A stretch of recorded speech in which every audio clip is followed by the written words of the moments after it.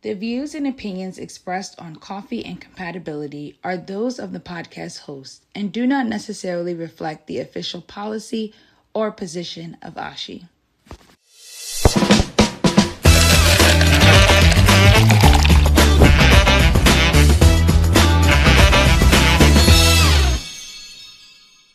Welcome back, Coffee and Compatibility audience. Today, we are diving deep into the world of hematopoietic stem cell transplantation and all of the things that are happening in this area. This has changed a lot since I was a trainee and a fellow. So I am so excited to tell you that we have one of the predominant experts in this area with us today. We are honored to welcome Dr. Alberto Cardoso Martins Lima. Dr. Lima is a clinical consulting scientist in histocompatibility, specializing in allogeneic hematopoietic stem cell transplantation in São Paulo and Curitiba, Brazil. He holds a master's in immunogenetics and a PhD in internal medicine with a focus in hematopoietic cell transplantation. He is board certified in histocompatibility by the Brazilian Histocompatibility and Immunogenetics Association, a great sister society, and serves as a full member of the Histocompatibility Advisory Committee of the Brazilian National Transplant System. He's also very involved in helping guide the European Society for Blood and Marrow Transplantation guidelines and standards. So we are so honored to have him with us today. Dr. Lima, may we call you Alberto? Yeah, for sure. Thank you so much for the kind introduction, Kelly. I'm really happy to be here. Thank you so much. Yes, same. And we were talking about before we came on, we had the recording scheduled, and then my schedule got stupid. So Alberto was so kind to be flexible in his schedule. We are so grateful to have you with us. Let's kind of start off, let's pull way back. When I was a fellow, it was gold standard 10 of 10. Gold standard 10 of 10. We weren't really doing the DP thing when I was very first a fellow. Things have changed a lot. Now there is so much discussion that sounds so similar to solid organ transplantation. We allow more mismatch. We test for antibodies. We consider some supportive things like B-leader sequences and T-cell epitope permissiveness. So things have changed a lot. What do you think is driving these types of changes in hematopoietic stem cell transplantation? Thank you so much, Kelly, for this introduction, because it sets the stage for this discussion. Because we have seen a lot of the past CIBMTR and NMTP data, the classical studies, showing that matching at HLA A, B, C, and DRB1 as the main focus to consider a successful related donor matching and related donor transplantation for those patients without a matched sibling donor. Then we had this posterior studies showing the importance of the PB1, the work from Katarina Fleischhauer group showing the importance of doing this intelligent mismatching on HLA-DPB1, considering the TCE model, changing the landscape as well, considering HLA-DPB1 as an important parameter to stratify risks. Then we had these other new models, as you have mentioned, B-leader, the immunodivergence model from the PBM model. And when you put everything together, we had this very importance on HLA matching, donor age, DPB1, and DSA. However, all these guidelines focus on the classical CNI-based GVHD prophylaxis. And when we started using the new PTCY prophylaxis, post-transplant cyclophosphamide, everything changed. As you have mentioned, more mismatches are acceptable. DSA is the major factor on HLA that you have to consider, and the impact of HLA mismatching is significantly lessened. So we have to be aware of these changes to best select donors. So clarify for our audience, because you said something really important there. You talked about a transition from CNIs, calcineurin inhibitors, Yeah. to cyclophosphamide. What is the difference between those two approaches that makes us consider maybe taking on some more mismatch load? Post-transplant cyclophosphamide is a has been studied for a long time under the Hopkins group since from the 60s. But around 2008, they started applying post-transplant cyclophosphamide that is used for conditioning, the proprietary regimen, but also as a GVHD prophylaxis post-transplant.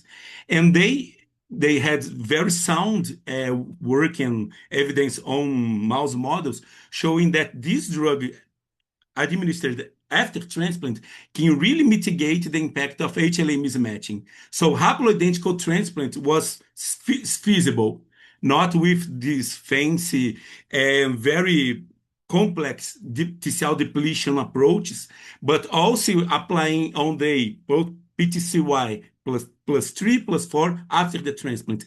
And then you can start using more mismatched donors with some results that is very acceptable in regards of chronic GVHD, acute GVHD, and transplant-related mortality, and expanding the access from these mismatched and unrelated donor sources, even for haploidentical donors and mismatched and unrelated donors that we call for short MMUDs.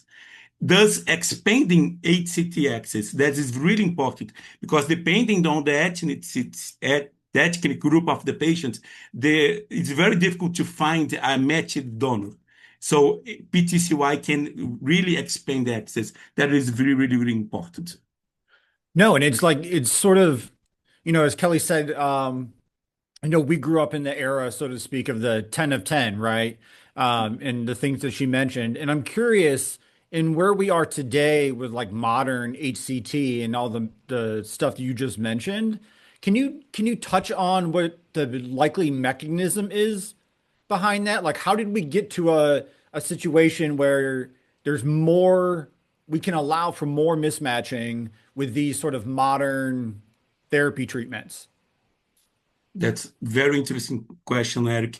The complete mechanism that allows for this highly mismatched is not completely understood, but there are some very interesting data showing that there is a expansion of T cell regulatory cells and some anergic exhaustion of the alloreactive cells. Some cells are depleted, but it appears that the main mechanism is this more suppressive effect of some T cell subsets, the TREGs. So it's very interesting. There is a very nice paper from Chris Kaneke group from NIH published a few years ago showing proposing this likely mechanism that allows for this broadly mismatching that was nearly impossible a few years ago without PTCY. So it's So very challenging. I think we need more data, especially in humans, but it works out very well. yeah. I mean, you probably don't know this, but I love T regulatory cells. If I had to pick my favorite cell, they're up there on that list. And so, I mean, I totally buy the mechanism that you're supporting here. I'm curious. I mean, I see Jeremy's live because who doesn't have a favorite cell?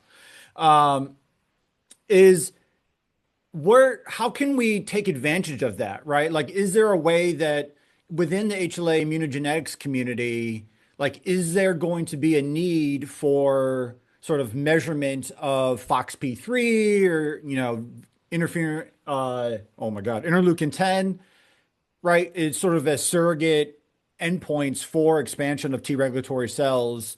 Do you see that as something that could potentially be beneficial down the line? Yeah, for sure. There is some data from a group from Leslie King, I think, Mhm. showing that some very interesting results on assessing how at cell level with some immunoreconstitution patterns that I think we can really add our expertise as HLA professionals and immunology, immunobiology, and cell therapy as well. The HLA lab can provide consultation for several areas, but we definitely can help with these new areas from expanding the experimental background in supporting these. I think this area will be like a next step on personalizing donor selection in some features, or not only in the standard ones that we consider in the routine daily discussion with the physicians, but some discussion. For example, CHIP, the clonal hematopoiesis of indeterminate potential, telomere length, a lot of things that we do know that impact HCT, but we can still don't apply in the routine HLA lab and molecular biology lab. Yeah, I There are a want lot to of touch. things very interesting to we can discuss in the near future. Cool. Yeah, I want to touch on something that again, like was a hot topic of discussion during my training, but now with increased levels of mismatch, it's even more important. The idea of a permissible mismatch or a permissible amount of antibody that you can cross or a permissible antibody, target that you can cross.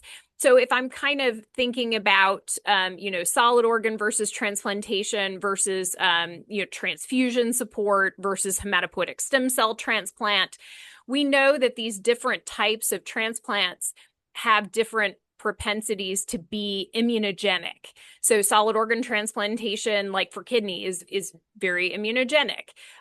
Platelet transfusion, platelets are kind of immunogenic. You can certainly reject platelets because of HLA antibody, but it's not as immunogenic. But we know that, engraftment will not effectively happen if the wrong match is there. So tell me about the recent feelings about what is or is not a permissible mismatch and how that relates to like what kind of antibodies are people crossing? Where is the threshold for that currently? That's a very important point that you addressed, Kelly, because when we think on permissive mismatching, we have to think on T cell mediated alloreactivity and B cell alloreactivity. On T cell, we have this immunodivergence, the leader, that mismatch that we can select, we can discuss with the physicians, trying to minimize the impact of acute GVHD leading to transplant-related mortality. In some cases, for example, haploidentical transplant, some mismatch can be also beneficial for the patient. There are some data showing that mismatching on HLA-DRB1 can be beneficial in decreasing relapse. Regarding DSA, we have a lot of experience in DSA. At my PhD, I published the topic of my PhD was DSA. It's very difficult to assess what is the permissible MFI value and specific cutoff because it depends on the sort of the disease, if it's a malignant or non-malignant disease, depending on the conditioning, depending on if you are using PBSC or marrow as the donor source. And in our experience, there are some diseases that every DSA may be detrimental. For example, we have our experience here in Curitiba, a lot of severe aplastic anemia cases. That is a disease that rejects a lot. So any DSA, in our opinion, are detrimental. For example, if you had a team working on malignant diseases that receive a myeloablative conditioning, maybe using PBSC, that you have a large number of total nucleated cells that are going to be infused, you likely may be more permissive in trying to use DSAs around 1,000, 2,000. So it's sort of difficult. The newly ASHI DSA guideline has this around 1,000, 2,000 MFI value for establishing like a clinical relevance. And the EBMT as well will be something similar. 1,000 for cord blood, 2,000 for APOLO and MMUDs, and for MUDs and DSA against low expression loci, it's sort of controversial. For example, DSA against the Q DRB3 and 4 and 5 NDP, because the expression is lower in the CD34 cell, there is no there is some controversy. In our experience, these low expression loci above 10,000 MFI, we consider high risk. Below, we have seen engraftment with only delayed hematopoietic recovery, especially platelets, but they actually had full chimerism. So it's kind of tricky. We always, when we discuss DSA, that's very important. We try to personalize with this specific characteristics of the patient, the transplant, and the donor. Very smart. And I do want to highlight for the audience, if you're curious about an example of what Dr. Lima is talking about, he has a September 2025 publication in human immunology called Low-Level Donor-Specific HLA Antibodies Do Not Impact Engraftment After Pediatric Hematopoietic Cell Transplantation. And it's a case series. I highly recommend that you read that. It's a great and very relevant work to some of the things that were just mentioned. So really, really cool stuff and things that we need to consider because for transfusion, which is, an infusion, but a very different cell infusion, folks like Ryan Pena are publishing that you can go up to like 6,000 MFI and past that, not so great, but below that, pretty good. Clearly a very different concern and a very different level of immunogenicity with hematopoietic stem cell transplantation. Just to add, actually, when we discuss with the physicians the impact of DSA, we also highlight the problem of single-ended bead assays on this false positive reactivity. MFI is not everything. We can have like these inflated MFIs from both vendors. And I think this is something that we as an HLA expert can really help the discussion on how to prioritize the best donor, because we have seen some false positive DSAs with 20,000 MFI against a matched sex donor with ABO matching, young one that could be ruled out because apparently that any HLA expert can, that's sort of odd, let's try to test it. And we proved that it was a false positive reactivity. So always to keep it in mind that MFI is not everything. It's music to my ears. Yes, I personally am not a believer in hard cutoffs. I believe in pattern analysis. I believe in adjudication. Sure. These tests are wonderful, but they cannot be perfect. We can't expect perfection. We must do due diligence. Thank you so much. Such an important. Yeah, thank you. So I'm curious about how all of this affects donor selection, right? With improved treatments to prevent GVHD. How do we rank kind of all of these factors? How do we weigh all of these factors? Donor age, HLA matching, the potential for the development of DSAs, et cetera. How do we go about choosing the best donor? That's one fantastic question, Jeremy, because when we discuss what's the best donor? The best donor is the available one in the best window of opportunity to do the transplant. That's for sure. And then we start, okay, what's the donors that are readily available? And then we start doing this analysis. For example, MMUDs, haplo, and what the best ones. And then we can consider both HLA factors and non-HLA factors. And currently, we had to consider the first thing that we do with the physicians that we discussed in our weekly meetings, in this specifically for donor selection prioritization, is if you are going to use PTCy is one path. If you are going to use other GVHD prophylaxis other than PTCy is another path, because the criteria is totally different. For example, for unrelated donors, without a non-PTCy approach, HLA matching for A, B, C, DRB1, donor age, always the youngest one, mainly below 30 years, between 18 years, 30 years, the outcomes are actually almost the same. After 30 years, you start having decreasing survival. avoiding the PB1 TCE non-permissive mismatching, it's very important, and avoiding DSA whenever possible, considering all the details that we have discussed. With PTCY, HLA mismatching is not the most relevant aspect because you can allow for one mismatching, two mismatching. There are some prospective data from NMDP showing that even 5 out of 8 are feasible. There is under a clinical trial, but when they used a DSA negative donor, younger one, the outcomes are completely amazing. So PTCY can really mitigate the impact of the HLA mismatching.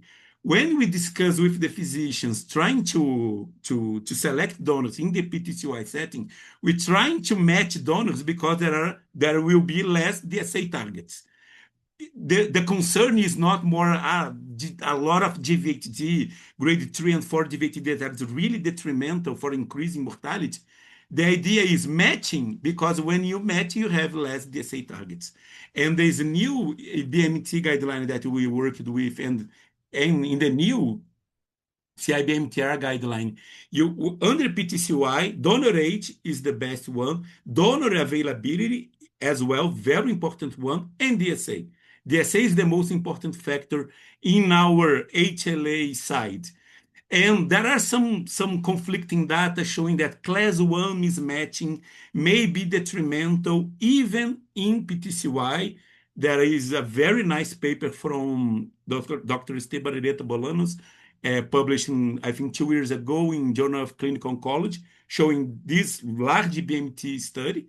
But the US study from CIBMTR show no difference at all between 7 out of 8 and 8 out of 8. So I think we had to gather more data and to verify what's the impact of HLA mismatching under PTCY. But that's the way we do with our physicians. You said so many very interesting things there that really got me thinking. I know that when I was postdocing at Moffitt Cancer Center in Tampa, I registered as an NMDP donor and just could not believe that I never got called. Like, there's so many people that need hematopoietic stem cell transplant. I couldn't believe it. Flash forward many years, and I'm a fellow in HLA, and I do my own HLA typing, and I completely understand why I never got called. Number one, I am like the pumpkin spice latte and sweaters in the fall of HLA typing. I am basic. As you can probably tell just by looking, I'm basic. Nobody needs me. You throw a rock, you hit me, right? So I'm basic, number one. And then I learned that I was over 40. And that is the barrier. Nobody wants you for your hematopoietic stem cells if you're over 40. I'm sure that I have the hematopoietic stem cells of a 25-year-old, but nobody wants them because they're over 40 now. Thank you, Eric. Yes. So these are really, really important points. And the other thing that you said that is so interesting for folks that might be listening to this that are very solid organ focused in their practice, it was stated that class 1 might be more detrimental. That is very different and likely driven by expression, right? So expression is so important in hematopoietic stem cell. So I think that those are really cool points that I wanted to highlight. I want to pivot to ask you, because you have been working so hard on the latest updates to the European Society for Blood and Marrow Transplantation, the guidelines, with so many fantastic investigators from around the expertise in the globe. Tell us what are the key nuggets from those guideline updates that we need to be thinking about and applying to our practices? Thank you so much for the interesting question, Kelly, because the idea of establishing an EBMT guideline is sort of to complement the very recent NMDP CIBMTR guideline, because this US guideline likely represent more a US practice. And we know that practice on HLA mismatching, some practices in Europe are sort of different between that they use in US.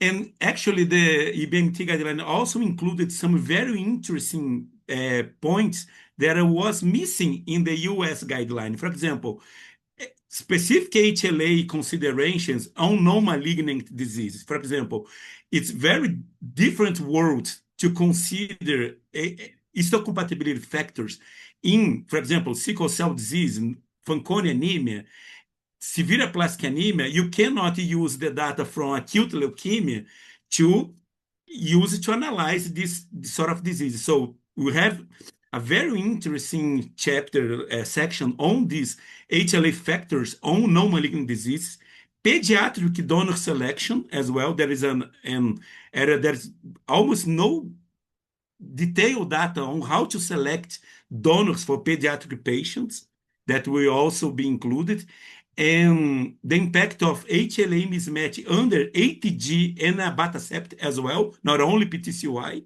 There are the two approaches that can also permit some more mismatching, and ATG is very commonly used in Europe and here in Brazil as well. And the HLA loss, importance of monitoring HLA loss, LOH, that will also be included. So we have some new points that actually will complement the HLA guideline from the CIBMTR. And there are some topics that currently have, I think it was never addressed in past donor selection guidelines. I think will be very interesting.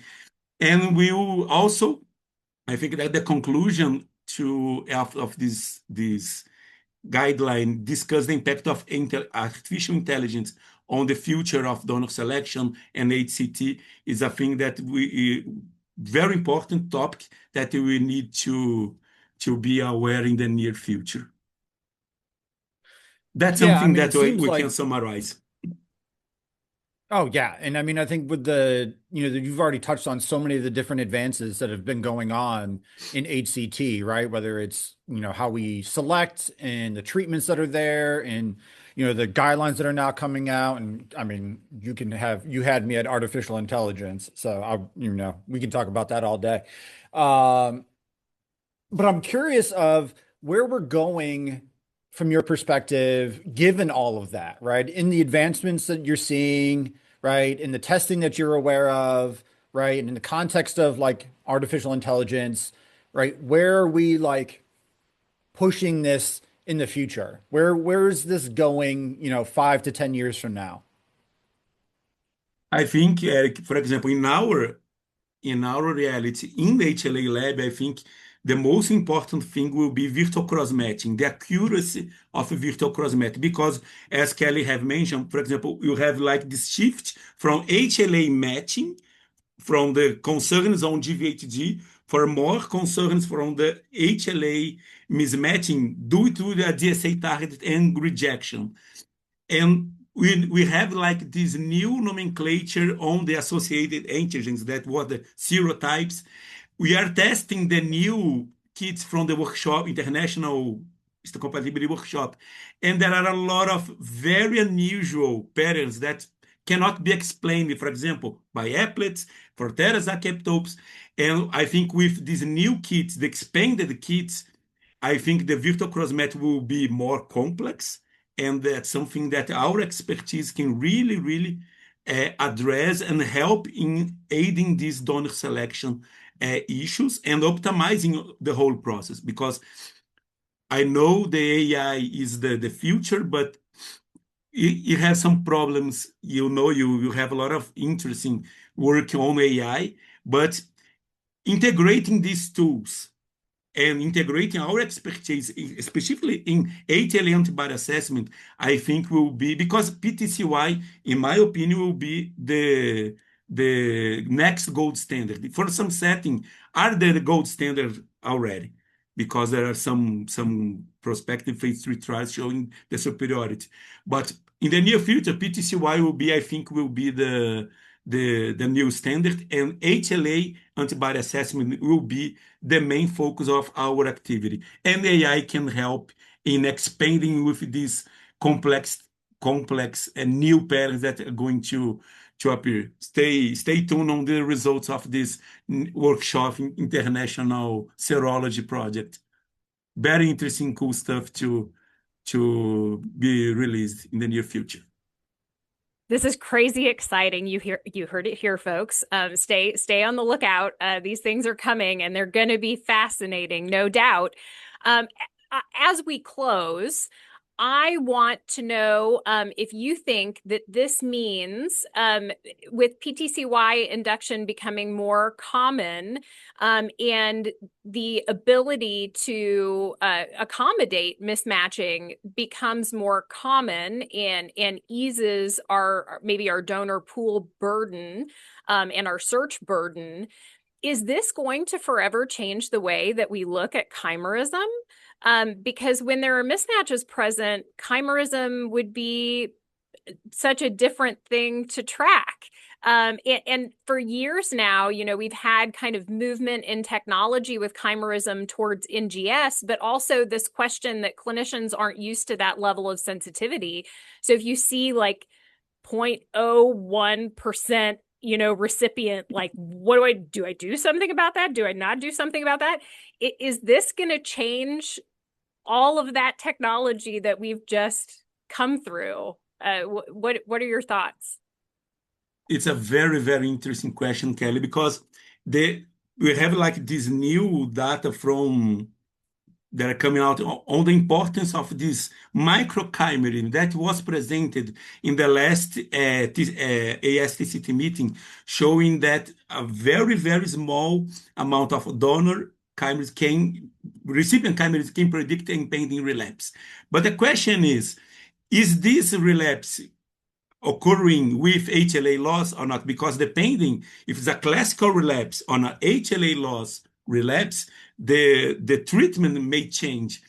And because it's depending on the degree of the mismatch, the incidence of HLA loss will be very important. For example, haploidentical, 30% of the relapse occurs with HLA loss. There is a impact of HLA.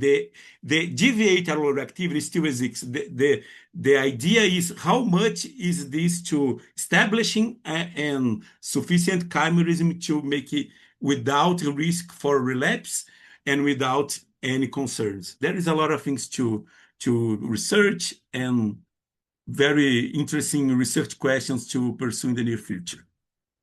Wow. Thank you so much for being with us today, Alberto, and getting us completely excited about where the science in hematopoietic stem cell transplant is going. The future is bright and there's so much to do. And I know we all feel so grateful that experts like you are at the helm. Thanks for being with us today. This was an outstanding recap and update as to what's going on in hematopoietic stem cell transplant. Thank you so much for the discussion. I really appreciate it. Put your research in the spotlight when you submit your manuscript to Human Immunology, ASHI's scientific journal. Authors will enjoy an enhanced submission experience with a streamlined, intuitive, and accessible interface. Plus, each monthly journal cover will feature a figure from a manuscript published in that issue. Submit today and let your research take center stage. Visit submit.elsevier.com/HIM. That's submit.elsevier.com/HIM. Hey, Coffee and Compatibility.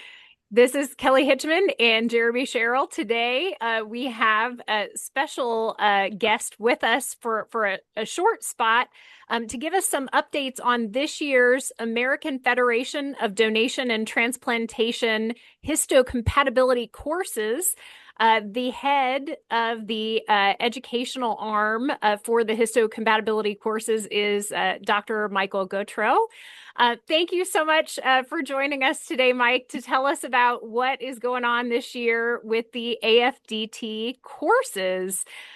Just in case our listeners aren't familiar, the AFDT courses have been around for a long time, and there are histocompatibility basics and histocompatibility specialist courses designed to help you succeed in your exams and your daily life in a histocompatibility lab. So Mike, when are the courses being held this year? Thank you, first off, Kelly and Jeremy, for allowing me to come on and talk about this. This is something that we've been doing in the last couple of years, is that we're holding both courses in conjunction with each other. Pre-pandemic, back in the olden times, we used to alternate years. It just seems that because of the realities of travel and trying to get hotels, trying to keep them together like that allows us to make our minimums and make sure that we can continue to offer these courses. This year, the course is in middle April. The basic course is April 10th through 13th. The specialist course is April 12th through the 16th. And I'm happy to say that they are both in my hometown of New Orleans, Louisiana. Woo, So, fun and dangerous. Yeah, well, I can show them several spots where I can tell a story or two or 10. That's I'd what we'll like be doing for the evenings. I'd like a ticket to hear those stories. So Mike, what's on the docket for these meetings? What can people look forward to? Well, I mean, we have a really excellent teaching faculty. I mean, apart from Dr. Hitchman and myself, we have Dr. John Gerlach from Michigan State, Peter Lally from the Carolinas Pathology Group, Rob Lusky from Dalhousie and Queen Elizabeth Medical Centers in Halifax, Ariane Mankey from Stanford Blood Center, Elaine Forrest O'Shields from my laboratory here at Wake Forest. Just a wide array. Dr. Annette Jackson from Duke. And for the first time this year, we're going to have actually Dr. Nick Brown give an introduction to bioinformatics. We've had in the specialist course immunoinformatics with Dr. Lauren Greger, but we're trying to do a little bit more basic stuff, mostly to teach Luddites like myself what this actually is, because it's probably going to be something that is going to profoundly change the practice of histocompatibility in this century. So the basic courses are going to be Saturday, Sunday, and Monday, and the specialist course will start on Sunday and go through Thursday. And we're going to have all these excellent lectures. If you go to the AFDT website, afdt.org, you go to the very top under events. It says Histocompatibility 2026, gives you all the information that you need. The layout of the basic course, the layout of the specialist course, and the link in order to do registration.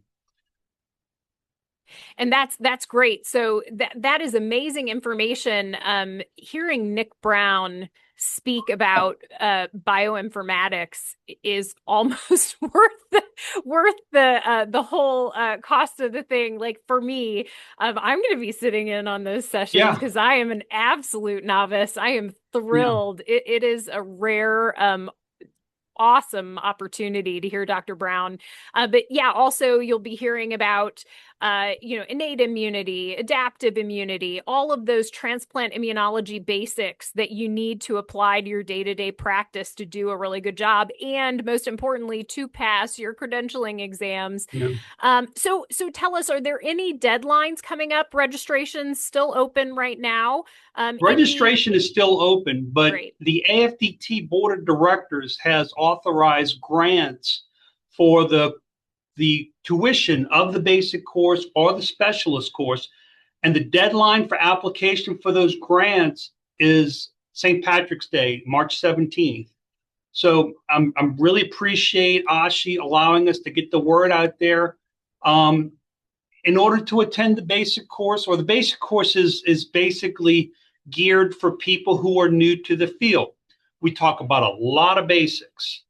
And the specialist course are for people who are more advanced in their careers, have been in the field for 3 to 5 years, or are directors in training.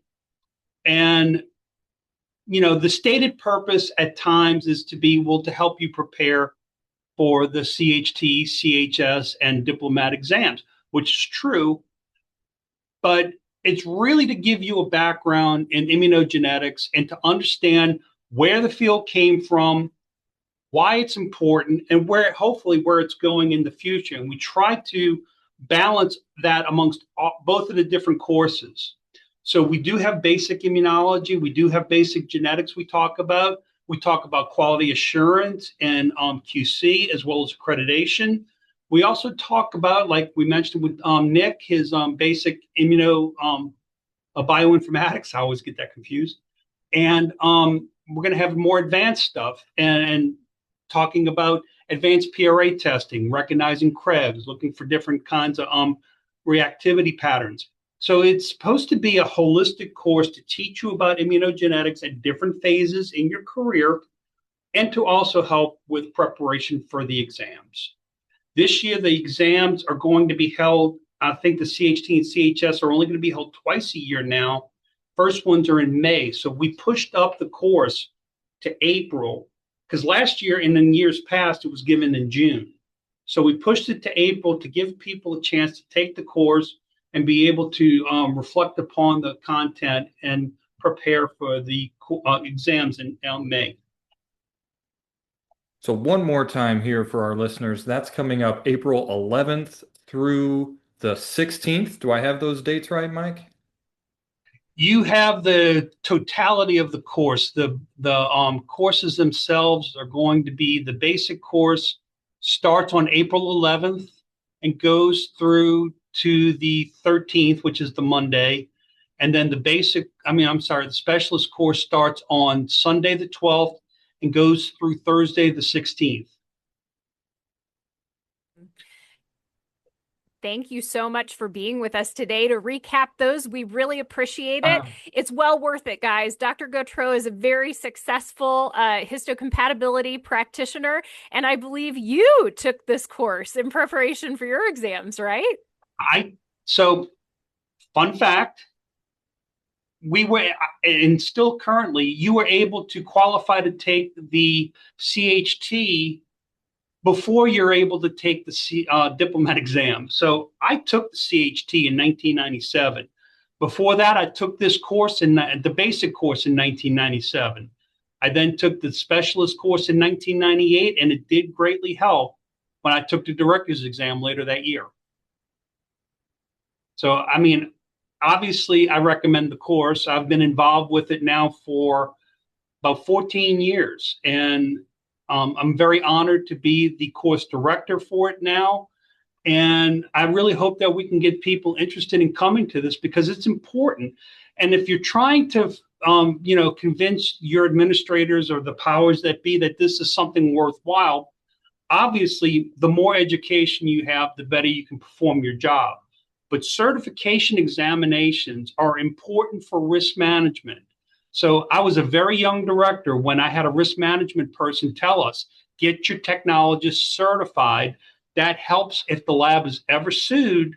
One of the first questions that comes out in depositions is, are your techs certified?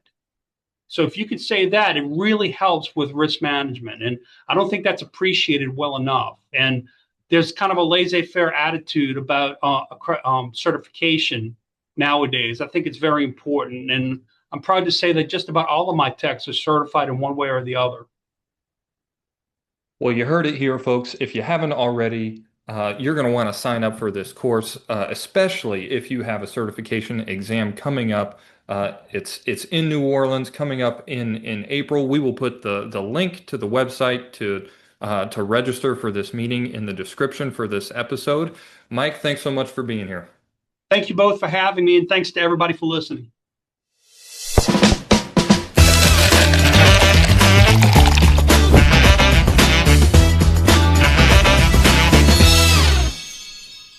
It is time, folks, for the tea, the segment where we answer questions submitted from our listeners. Today's question says, I would like to know if there are online programs to become a certified ASHI technologist. All I found on the ASHI website was how to submit applications for taking exams. I'm not sure I know if it provides detailed information on requirements, what classes are needed, how many hours of coursework and laboratory experience are required. I need help and clarification. Thank you so much, dear listener, for this question. It just so happens that the timing of this question is perfect because there is a new and completely revamped ASHI website, which has lots of information on it and should be easier to navigate to help you find the answers to your questions. And I do believe that Jeremy has pulled that up and he is pouring through there right now. So Jeremy, what are your thoughts? Yeah, so if you go to the ASHI website and you look at the programs tab and click on certification, that will take you to the ACHI certification.org website. And that is going to be the hub where you find all of this information, specifically for the info that you're looking for what kind of classes and coursework you need and lab experience and so forth.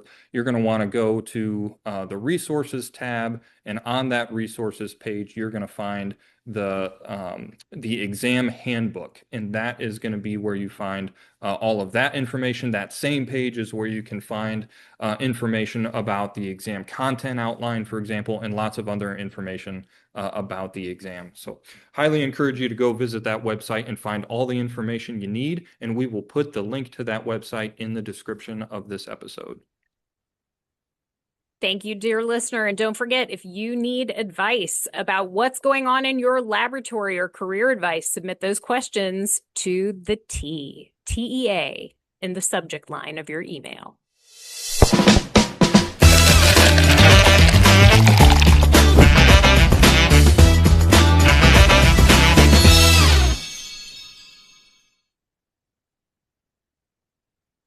All right, everybody, it is time for Tech Talk. Today, we're spotlighting Nicole Ferris, Senior Clinical Laboratory Scientist Specialist at the UCSD Immunogenetics and Transplantation Laboratory.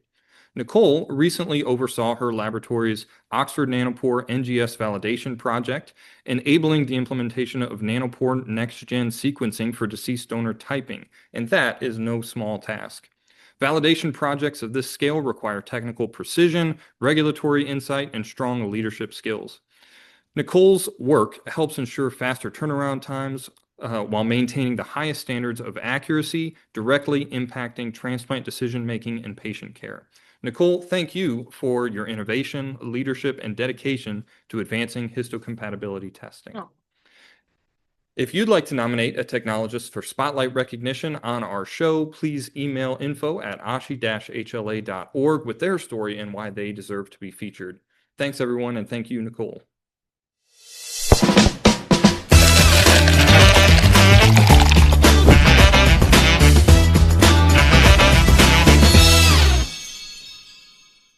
Guys, what did you think? Alberto is just the coolest person. He is just such an expert, so smart, and also just like one of the sweetest and most fun people to talk to. I am so glad that we got to share his knowledge with the audience today. Yeah, and one of the things I find fascinating is the progressive journey that ACT has been on for so long, right? Like it went from, just straight up HLA being the utmost importance and the matching, and then it expanded, and then with new therapies, that's gone down some, right? And the increasing role and relevance for HLA antibodies in the selection process. And to me, it just highlights the need for HLA labs to constantly evolve and stay abreast of what the current guidelines and situations are for HCT. It's fascinating. Yeah, I was really interested in it as well because like you both mentioned, when I came up doing HLA typing for bone marrow transplants, and it was all just 10 out of 10. That's all we really thought about. That was kind of the goal, was find somebody who's a 10 out of 10. So it's incredible to see the advances just in the last several years and how differently we're thinking about donor selection. So this was really interesting for me, and I know I'm going to be going back to listen to this episode again to try to learn even more.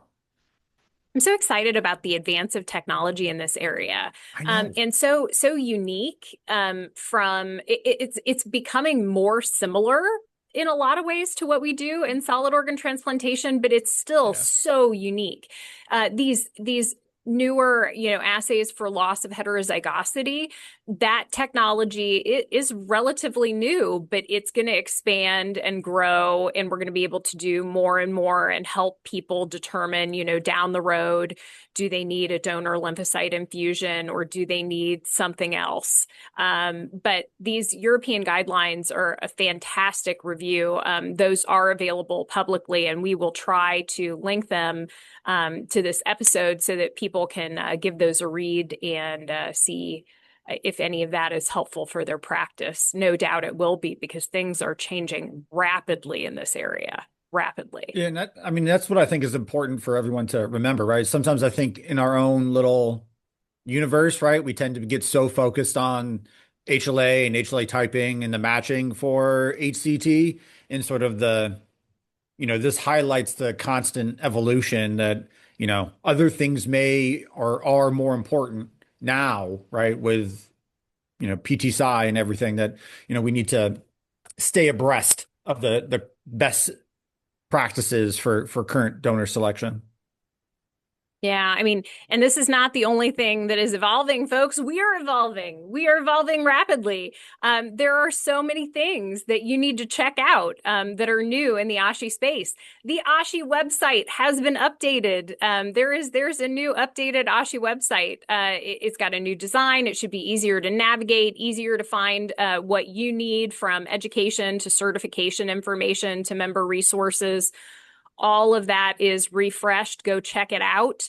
Make sure you subscribe to our YouTube channel, ASHI HLA YouTube. That is where all of our full episodes are. And if you don't get tired of hearing us and you want to watch us too, that is there. So we've got a lot going on. We have other updates too. Nominations for board positions are out. So please nominate folks that you want to see representing you in leadership on the ASHI board. So important. And last but certainly not least, the ASHI Leadership Development Task Force is kind of putting out those things. We have some exciting projects going on with sister societies. All of these things are rolling forward. So stay tuned. Also, stay tuned for a possible future episode featuring Eric's top 10 favorite cell types. That may be coming in the future. That's actually fair. We should probably do that. Bonus episode. All right, guys. Until next time. Bye.